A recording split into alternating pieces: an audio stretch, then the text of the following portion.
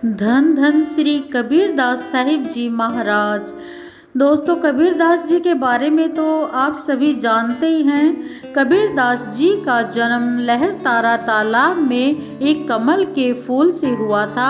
कुछ लोगों का मानना है कि एक विधवा ब्राह्मणी से उनका जन्म हुआ था, लेकिन जो भी हो, कबीरदास जी एक महान संत हुए हैं और उन्होंने बहुत सी उपदेशात्मक रचनाएं लिखी हैं। उन्होंने हमेशा अपने विचारों में आडंबरों का विरोध किया है और उन्होंने जाति पाति छुआछूत जैसे आडंबरों का विरोध किया और एक निरंकार परमात्मा की भक्ति करने पर उन्होंने बल दिया। कबीरदास जी ने बहुत से ऐसे चमत्कार किए हैं। उन्होंने अपनी भक्ति से ऐसे चमत्कार किए हैं जिनमें विश्वास भी नहीं किया जा सकता। वे एक महान संत थे और उन्होंने अपनी भक्ति से ऐसे कार्य कर दिखाए हैं जिसे सुनकर आप दांतों तले उंगली दबा लेंगे। दोस्तों, यही इसी तरह से एक प्रसंग या साखी कबीरदास जी से जुड़ी हुई है। एक बार की बात है, एक बार मुस्लिम लोगों ने एक चाल चली, क्योंकि मुस्लिम लोग कबीरदास से खींचते थे, क्योंकि वो मुस्लिमों के खिलाफ आवाज देते थे। वे कहते थे कि पत्थर पूजे हरी मिले तो मैं पूजूं पहाड़। इसी तरह से सभी लोग उनके खिलाफ हो गए थे। तो मुस्लिम लोगों ने एक चाल चली। उन्होंने एक अफवाह फैला दी कि कबीरदास जी भंडारा देंगे और बहुत ही अच्छा भोजन होगा जो शुद्ध देसी घी से बना होगा और विभिन्न प्रकार के पकवान परोसे जाएंगे। भोजन के बाद सभी को एक एक सोने की असरफी भी दी जाएगी। दूर दूर तक बात फैल गई। लगभग 18 लाख लोग भंडारे में शामिल हुए, क्योंकि एक परिवार से कई लोग आ गए थे।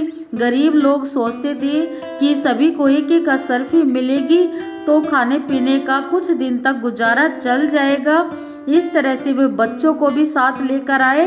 पूरा परिवार आया तो इस तरह से 18 लाख हो गए लोग जो भंडारे में शामिल हुए।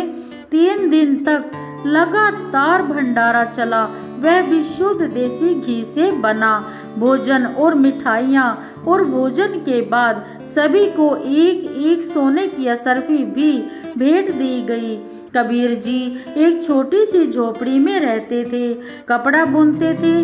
जो भी मेहनताना आता था वे उससे भंडारा कर दिया करते थे। इसी तरह से जब ये बात चारों तरफ फैल गई तो कबीरदास जी चिंता में पड़ गए। सोचा कि कैसे सब भोजन का इंतजाम होगा, भोजन की व्यवस्था कैसे होगी, कैसे सब किया जाएगा, मैं ये कहाँ से करूँगा। लेकिन उनको अपने राम, अपने परमात्मा पर पूरा विश्वास था। उनके पास रविदास जी महाराज आए।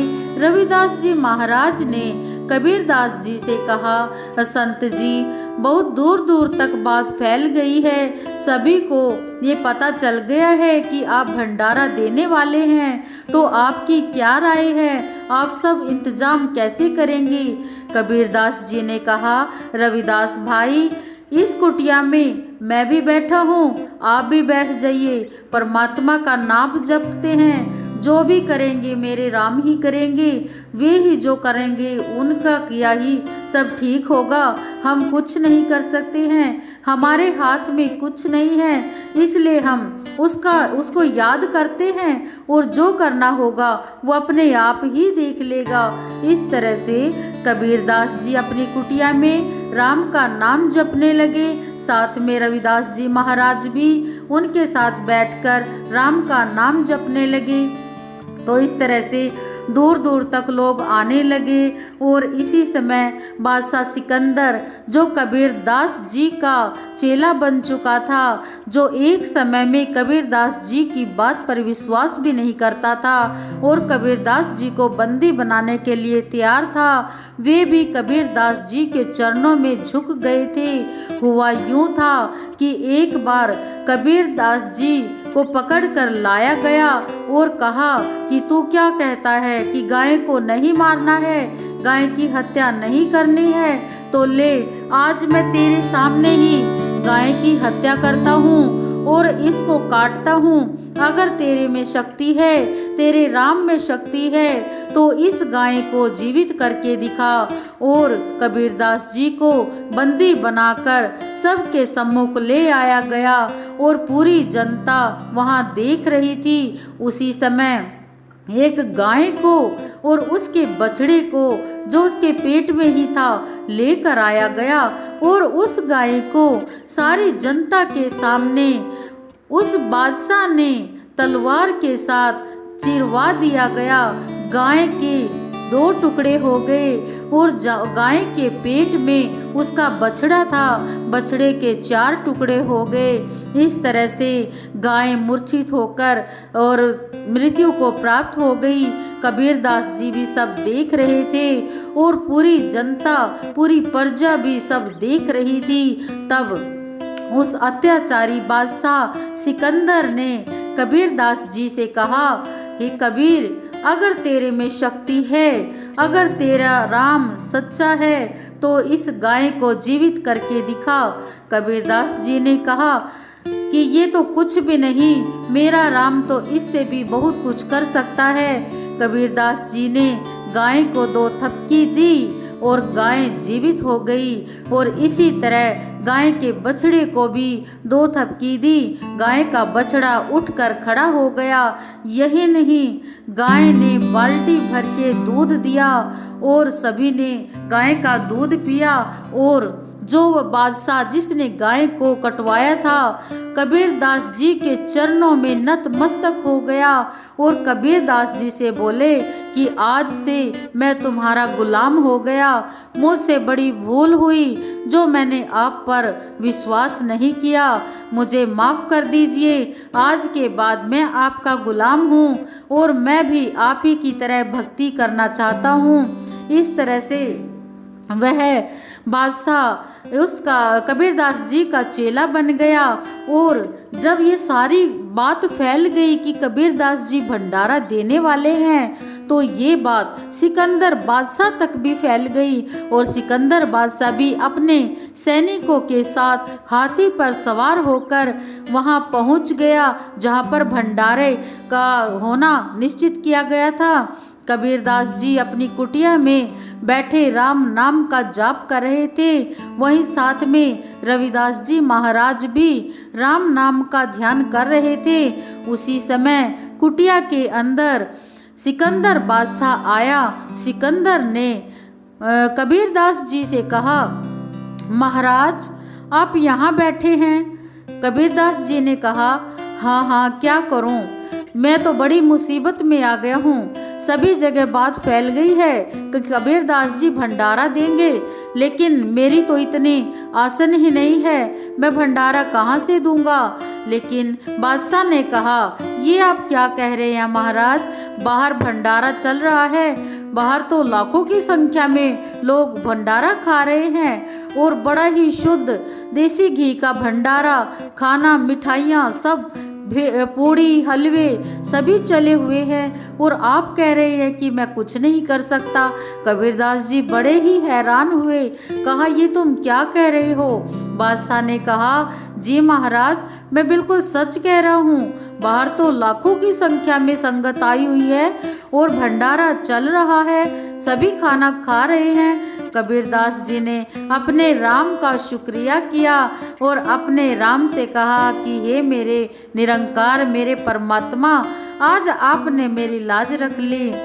और इस तरह से कबीरदास जी ने सभी लोगों को भंडारा कराया और उसके बाद सभी को भोजन के बाद एक एक सोने की असरफी दी। जिस घर से 3 लोग आए हुए थे तो तीनों को ही असरफी दी गई। और भंडारे में एक खास बात थी, जो एक बार खाना खाएगा तो उसे एक बार असरफी मिलेगी, जो लोग 3 बार खाना खाएंगे उसे तीनों बार असरफी मिलेगी, यानी कि जितनी बार खाना खाएंगे उतनी ही बार असरफी मिलेगी। तो इस तरह से कबीर दास जी एक छोटी सी झोपड़ी में रहते थे, कपड़ा बुनते थे, बड़े ही सीधी सादी उनकी जिंदगी थी, बड़ा ही सीधा सादा उनका काम था। जो भी मेहनताना वे उनसे आता था कपड़ा बुनते समय, उससे वे भंडारा कर दिया करते थे। उनके परिवार में कुल 5 सदस्य थे, जिनमें उनके मुंह बोले माता पिता नीरू और नीमा जी, जो उनको लहरताला तालाब से उठा कर लाए थे। 2 बच्चे कमाल और कमाली, जिनको कबीर जी ने जीवित किया था, और 5वें वे स्वयं थे।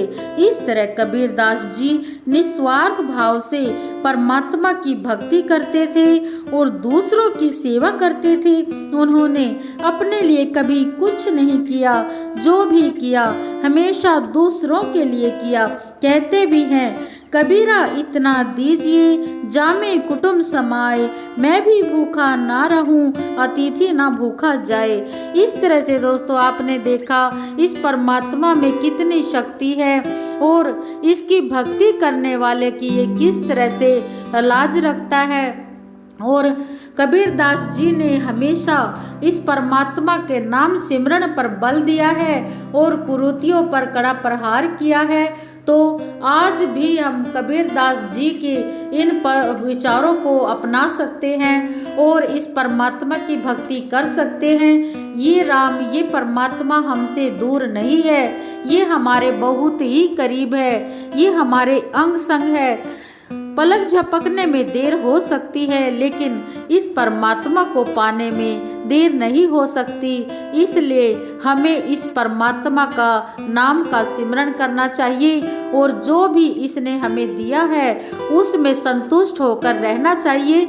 हमें इस पर विश्वास करना चाहिए, इस परमात्मा को कभी नहीं भूलना चाहिए, क्योंकि जो भी इस परमात्मा पर विश्वास करता है ये हमेशा उसका साथ देता है। चाहे इंसान किसी भी स्थिति में, चाहे कहीं भी हो, किसी भी समय हो, ये हमेशा उसका साथ देता है।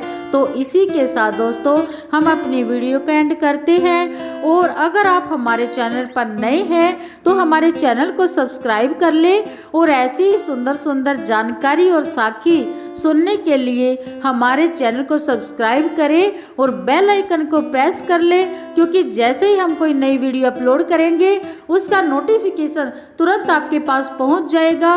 तो इसी के साथ धन धन श्री कबीर दास जी साहेब जी महाराज।